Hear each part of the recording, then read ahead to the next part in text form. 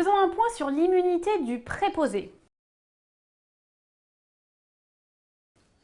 Vous le savez, l'ancien article 1384 alinéa 5 du Code civil, qui est aujourd'hui l'article 1242 alinéa 5, prévoit que le commettant est responsable des dommages causés par son préposé.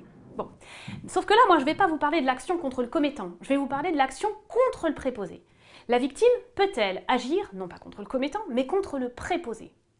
Par principe, oui, puisque si on est sur le fondement de l'article 1384 alinéa 5 ou 1242 alinéa 5, c'est que par principe, le préposé a commis une faute. Il n'y a pas de responsabilité du commettant si le préposé n'a pas commis de faute. Donc le préposé a commis une faute. S'il a commis une faute, il doit être responsable, hein. C'est l'article 1382, 1383, aujourd'hui c'est 1240, 1241, il a commis une faute, il doit être responsable. Bon, le problème c'est que quand le préposé agit bien dans le cadre de sa mission, si on considère qu'il est responsable des fautes qu'il commet dans le cadre de sa mission, c'est quand même, on lui fait supporter les défaillances de l'entreprise, c'est lui qui va supporter la défaillance. Bon, du coup la jurisprudence a évolué, elle a posé un principe, le principe de l'immunité du préposé. C'est l'arrêt Coste de Haute du 25 février 2000.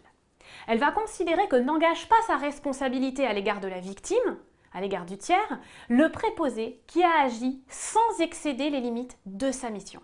S'il reste bien dans les limites de sa mission, alors le préposé n'engage pas sa responsabilité à l'égard de la victime. Ça veut dire quoi ?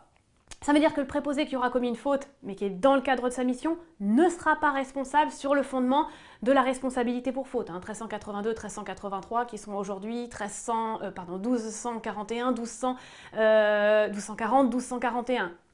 Ça veut dire que le préposé ne sera pas non plus gardien d'une chose. On n'appliquera pas 1384 alinéa 1 qui est aujourd'hui 1242 alinéa 1.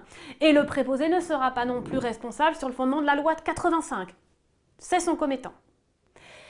Mais attention, il y a des limites à cette immunité. On ne peut quand même pas permettre à un préposé, parce qu'il est dans le cadre de sa mission, de commettre n'importe quelle faute. On ne va pas tout lui pardonner. Et c'est ainsi que la jurisprudence a considéré qu'il n'y avait pas d'immunité en cas de faute pénale intentionnelle. C'est l'arrêt Cousin, un autre arrêt d'assemblée plénière rendu le 14 décembre 2001.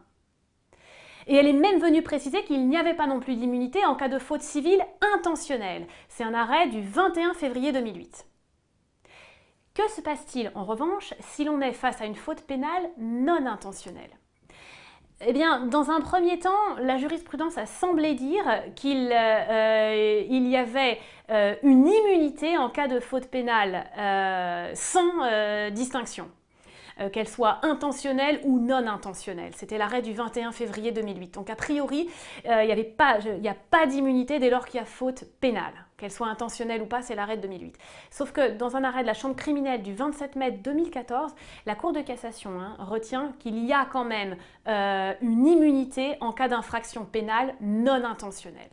D'accord ? Mais ça, c'est à bien préciser. Ce qui est sûr, c'est qu'il y a s'il y a une faute pénale intentionnelle ou s'il y a une faute civile intentionnelle, il n'y a pas d'immunité du préposé. Si en revanche on est face à une faute pénale non intentionnelle, la dernière tendance serait quand même de maintenir l'immunité du préposé.